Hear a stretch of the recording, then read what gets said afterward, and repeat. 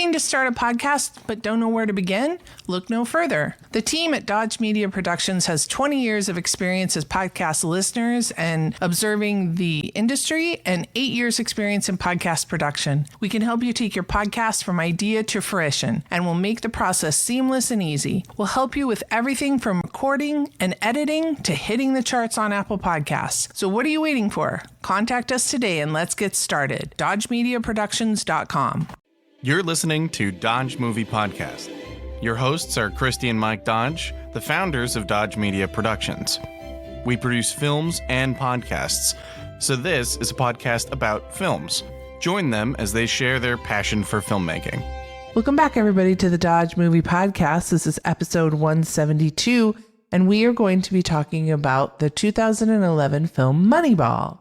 The director was Bennett Miller, who also did The Cruise from 1998. I don't remember that movie. 2005's Capote. I do remember that one. Mm-hmm. And I also remember 2014's Foxcatcher. So I see with that last film, there's a sports connection. Sports connection. I don't know about The Cruise. I think Phillip Seymour Hoffman made Capote before he died, right? He did. So he liked working with Phillip, or it was just a coincidence because Phillip was in this one too. Okay. Brad Pitt stars in this one with Robin Wright, Jonah Hill, like I meant, the aforementioned Phillip Seymour Hoffman, may he rest in peace, and Chris Pratt, a very young Chris Pratt. Yeah, one of his first movies, I think. Think so.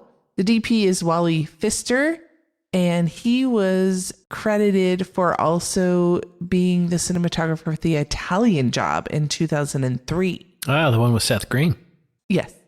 The writer is Steven Zaillian, Aaron Sorkin, and Stan Sherman.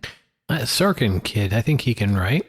I think, was he called in to kind of clean it up? I believe I read in Could trivia. Be. Yeah. Or maybe not clean it. Because he hesitated even having his name on because he just did some touch-ups, I think.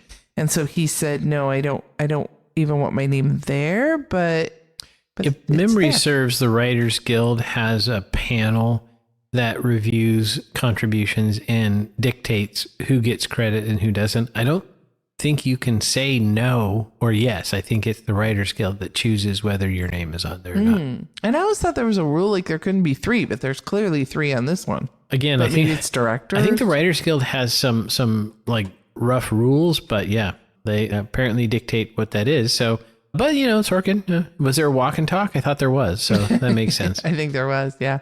We watched this one and the synopsis for this film is Oakland A's general manager Billy Bean's successful attempt to assemble a baseball team on a lean budget by employing computer-generated analysis to acquire new players.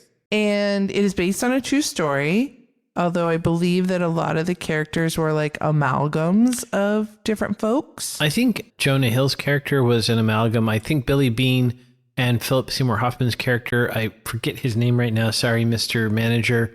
Art Howe. Yeah, Art Howe. They were both actual historical figures. Right. I only got one tagline for you, so let's hope it's a good one. Let's hope. What are you really worth? Okay. At first I was like, man, but he grew on me. Yeah, I think it does speak to the film.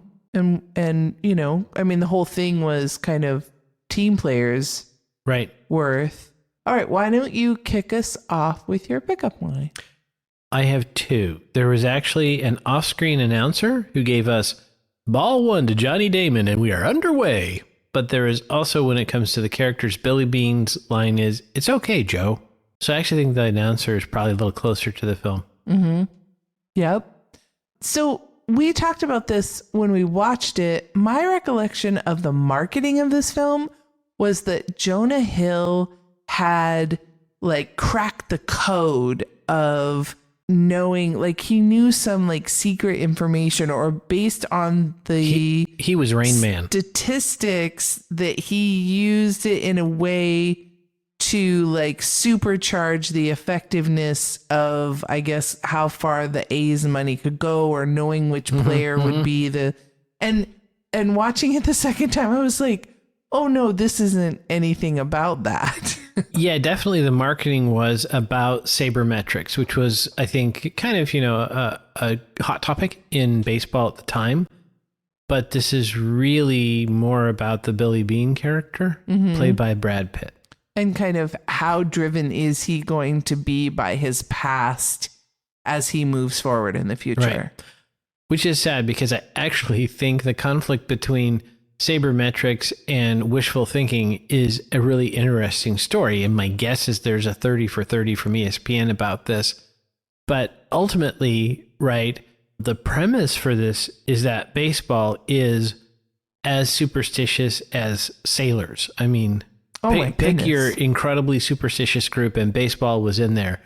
So to me, that was a fascinating thing, that clash between the old traditional way of doing things and the new data-driven. That would have been an interesting story. Not that this wasn't, it just wasn't that story, right? This was the story of, like you said, Billy Bean, who had played baseball. He was in love with baseball. He wanted to be a baseball player, but he just didn't have the magic to make it in the big. So he became a manager, or I guess general manager in this case. And then, what is he willing to sacrifice to win? So interesting. That just, like you said, the marketing was different. So here's a question for you. Billy was visiting, I believe it was the Atlanta Braves, when he saw Jonah. Is that correct? That sounds right.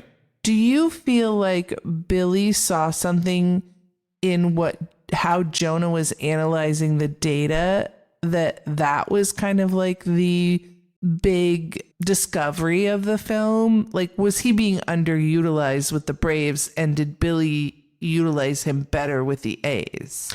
That's certainly, the story of the film is he has a comment in there like, you were the only person in the room that wasn't looking at the general manager or something. The dialogue established that he saw that the Peter Brand character played by Jonah Hill was not following the herd. He was kind of following his own path, right? So paddling his own canoe, I guess, to use Nick Offerman's phrase. But so that's what we're told is the reason. But again, Peter Brand is an amalgam, so I don't know if in real life there was a particular activity other than that caused Billy Bean to get involved with those folks.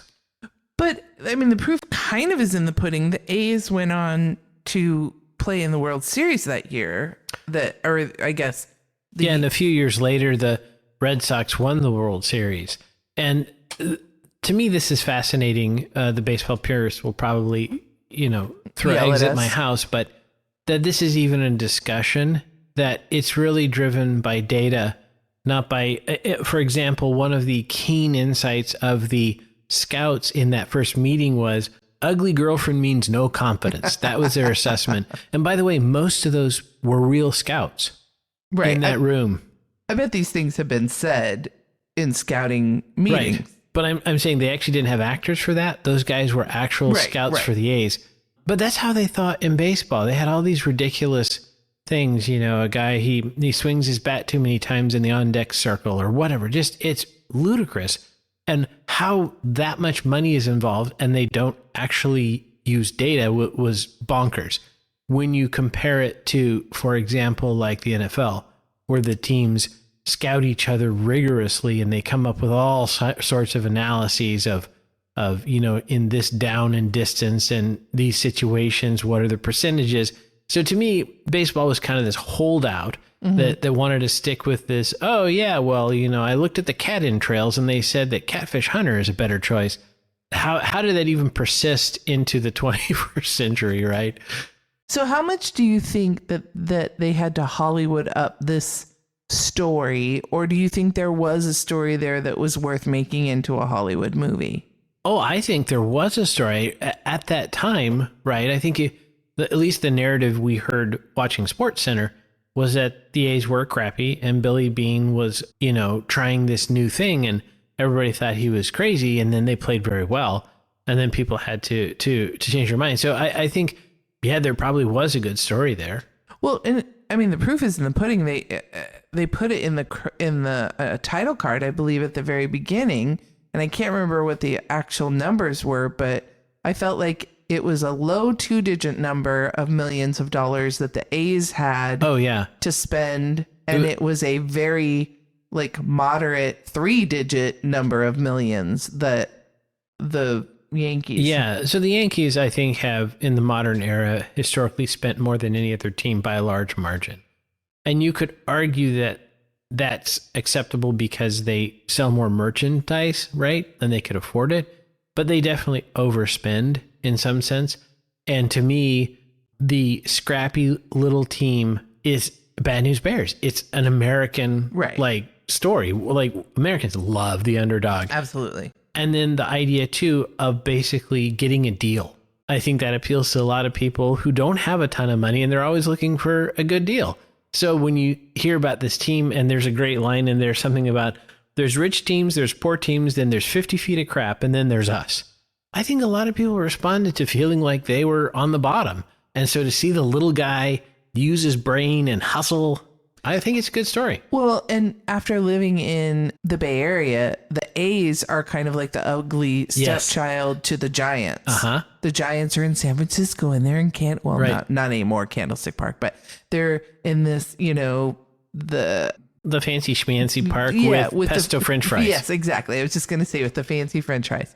And so, like the rich people go to see the Giants and it's the working class that goes and sees the A's is my impression from living down there. So any A's fans, don't get mad at me. That was what I was observing. But I think any town that has two ball clubs, I'm thinking Chicago and New York, one is considered a snooty one and one's considered the blue collar one, right? So that's very much true. The A's were blue collar. Oakland has never been a fantastic kind of neighborhood.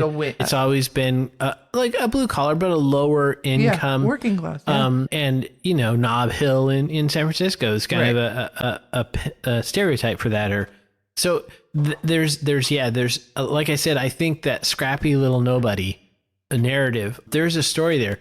I didn't know as much about. It was the same with the Niners and the Raiders, basically, when they were in Oakland. Oh, right. Which I don't know. Maybe the Raiders do belong in Las Vegas, but that was, I thought, a really nice dynamic to have, Joe Montana and all those Niners, and then the Lyle Alzado and the Raiders, right? That was good. Exactly. All right. I feel like we've done our service with the plot, yeah. Or do you want to talk about cinematography or the plot? Oh, we can talk about cinematography, but I was just going to say regarding the writing, maybe this is Sorkin. There is a very funny line in there where the scouts are sitting around and somebody says, I think Brad Pitt's character says something about Fabio. One says, "Who's Fabio?" And the other guy says, "A shortstop in Seattle." Right. I mean, that was kind of funny to show how out of touch they were. So maybe it wasn't Sorkin, but I'll give him credit for that. Yeah, the cinematography is very interesting how the cinematographer chose to shoot this. Early on, there is an extreme close-up of Brad Pitt's eyelid. He's sitting in his car, his truck, thinking, I guess. And I mean, it's like right up on his grill. Like I think the camera would have bumped him in the eyebrow. It was so close. Not sure why, but it was there. So I noticed that it was like almost noir sometimes in its lighting. One light source, a lot of dark, a lot of stops fall off to the background. In particular, there's a scene where Billy Bean goes to meet David Justice in a batting cage, like some below the stadium or something, and it's super dark. And as I recall, hitting a baseball requires seeing the baseball. And I would think your batting cage would be extremely well lit, because otherwise you couldn't see the dang ball that you're trying to hit. It was really just bumped me. I'm sure it would have made for a cool, moody shot. But I'm thinking, I don't know if you ever want like a dark batting cage. That doesn't make a lot of sense. But daytime rain. This is one of the only movies I've seen where they actually have rain during the daytime. That's fantastic. So good job on them. And then I have to give credit to the people in the visual effects department, because they took footage they'd shot of the actors and they ageified it so that it would seamlessly match with the actual footage from, like 20 years ago. So that was super well done. It was seamless. So credit to them. I hope that was fun for them. I hope so too, yeah. Because sometimes those kind of things are fun, but sometimes they can be a headache. I have a note under sets that since there was no money to shoot in all the stadiums that the Oakland Athletics played in, that Dodger Stadium was dressed up as 8 different ballparks. Wow, that's fascinating because it looked to me like they shot at Fenway Park. And I had a note that like, wow, they got Fenway.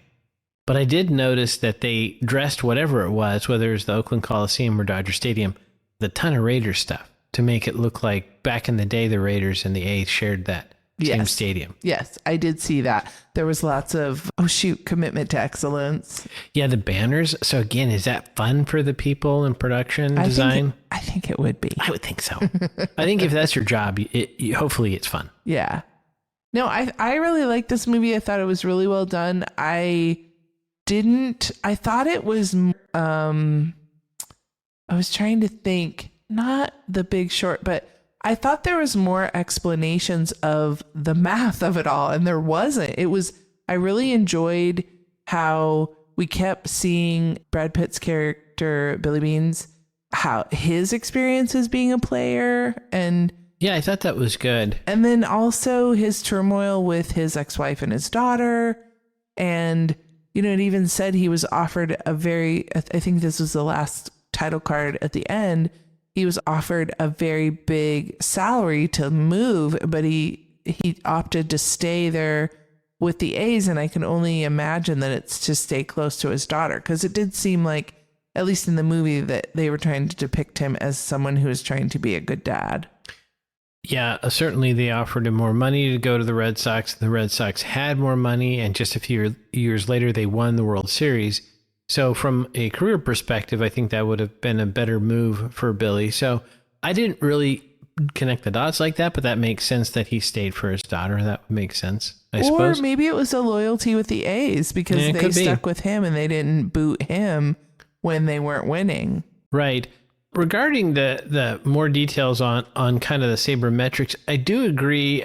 It's difficult to make statistics exciting visually. Right. But I do feel like there could have been maybe some more discussion about why it made sense. That I feel like they kind of glossed over. It was just like a hand wave, like, oh, Jonah Hill has this, K-Pro computer and he typed some numbers in and I don't know the whole system very well. I've only read like the wiki article, but one of the things that I did take away was this idea of wins above replacement player, that they talk about each player assigning him a statistically derived mathematical rating for how likely they are to make you win, which is what you're trying to do.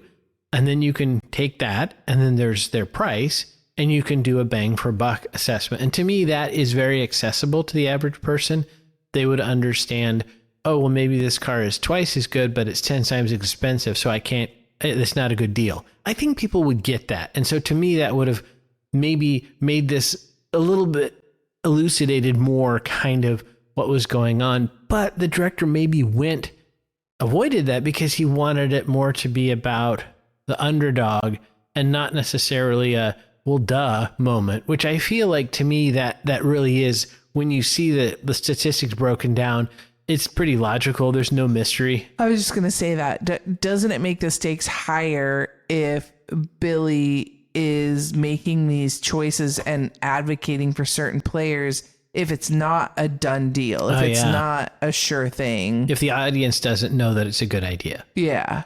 That he's going out on a limb and he's being wild, right. And, kind of wild and crazy general manager. I don't know. Did they talk to Steve Martin for the role before they talked to Brad Pitt? For Brad Pitt. Hey, speaking of Brad Pitt, I do have a note here that he was eating at least one point in the film. So good to see. Shocking. That's so against type. Yeah, I know. Who would have believed that? So, sets is related to costumes. Are right next to each other in my template here. And I would like to have some feedback from a super fan, because there was a color guard at opening day from the Air Force. And I would like to know if those uniforms were period correct, because I think at least one of our super fans was in the Air Force at that time. And could have told you that. And would be able to review those uniforms for me, because they did not look period correct to my civilian eyeball. That seems like something that would be really easy to check out for the for the costume department. It is. And as we kind of talked about, speaking of another Sorkin joint with A Few Good Men, is they still got some of the uniforms wrong in a movie that's entirely about people in the military. So it's apparently hard to get it exactly accurate. So go figure. But superfans, feel free to dial in. Maybe use something other than Siri. That doesn't always give me the best translation. So just throwing that out there. Just throwing that out there. Yeah. Was there any head trauma in this film? That one pitcher came pretty close because he almost hit some batters. Reminded me a little bit of Major League, but no actual head trauma that I saw. Oh, good thing. And we didn't really have a love story. Smoochie. We didn't. I didn't notice any smoochies. No smoochies. None. Wow, this is going to be quick and short. Driving?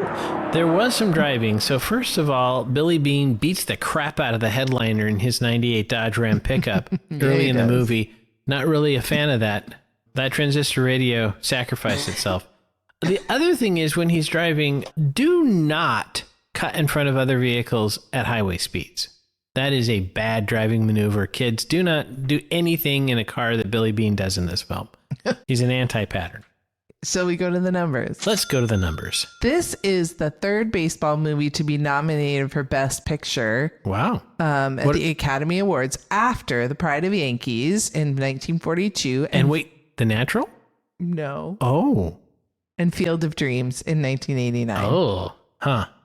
You didn't like that movie as much as The Natural, I take it? Yeah, I think The Natural's a better film and a better baseball movie. Are you a little bit clouded by your distaste for Kevin Costner? Possibly. Okay. Right? I mean, The That's good Natural has honesty. Robert Redford and Glenn Close? No. I don't know who is it. I want to say I Kelly think- McGillis, but Anyway, I might be thinking of Witness. Yeah. But anyway, okay. All right. This movie had a budget of $50 million and it made domestically $75.6 million, which adjusted for today would be double their initial investment, $102.7 million. And worldwide, it made $111.3 million. So it doubled its initial investment, which I guess with marketing just kind of falls even. But it does get a 7.6 out of 10 from IMDb. Critics liked it at 94%, and audiences were a little bit lagging behind at 86%. So a B, a good solid B, which I feel like give that movie a That's B. fair. That's a fair rating. It runs 2 hours and 13 minutes. Go ahead. A little over the moral Moral line. Speaking of baseball. Yeah. I need to put like an official definition of the Morrow line. Is it 97 minutes? 86, I believe. Oh my goodness, even less. The rating is PG-13. Like we said, it's a biography drama about sports. It is a Columbia Pictures movie. And, it does say it took place in Fenway Park. Fenway Park, A's Stadium, Blair Field in Long Beach, downtown LA, the guitar store where he took his daughter, Santa Monica, I believe. Oh, I was going to say that's I bet they used Dodger Stadium for all of the archive footage and like the minor league play and stuff like that. Yeah. And then 29 wins, 82 nominations.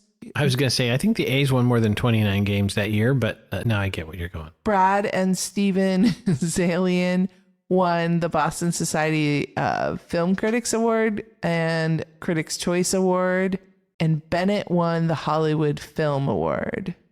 So I got to go back a little bit to you were talking about, we have this common metric that I've heard many places, you didn't invent it, that they spend as much on marketing as they do on making the film. And I just, as you said that with this film, then you're right, they barely would have broke even. And that makes no sense to me. We know the studios lie about their books all the time. Just a movie this successful, if they just broke even, they'd be out of business. Because there's a ton of films that don't even get that far. So I don't know about how they do that math, though, because I would think this is actually a pretty successful film. I mean, like you said, 29 wins and 80 nominations. I think a lot of people saw this. I don't know. I think this was a pretty successful film. Well, and 94% of critics liked it. So I agree. I think you're right. I don't know how Hollywood works, quite honest. And I don't know if anybody does, because, we've had peripheral experience and just the amount of money that sometimes is wasted on, like, I just keep thinking of when lately our children's heads explode when they make complete huge Marvel comic book movies and then just trash them because it's cheaper. Right. I don't know any other business that would invest $100 million in something and then just throw it away. But then all the money we know over the time and all the different, kind of, I guess, research we've done where they will option a script and then never make it or, it is kind of mind-boggling the money that does seem to be quote unquote wasted. Right. And so the money for optioning a script, that's the kind of thing where I said they have to make more money on a film like Moneyball in order to support the 20 films they option for $100,000 a piece and then never do anything with. Exactly. Right? Just from that standpoint. Or are they like the airlines? Are they just like slowly losing money the entire? But see, I don't think the government props up the movie industry, but maybe it does. If so, I want to get some of that government money. But then is that why then they ditch these movies because they need that massive write-off? Right. I don't know. Oh, wait. This is kind of like the producers. Do we make a film about a director who specializes in making crappy movies that they throw away? And so if the IRS ever looks, they show them the film and they say, look how bad it is. We couldn't release this. Oh, that would be great. And his name would be Alan Smithy. We do have a super fan that wanted to do a podcast with me that talked solely about the economics of the business. Which would be fun, except I don't know that we have an insider that could break it down. Right. And that was my problem is I didn't feel like at least I knew of a source that could be reliable enough on enough movies.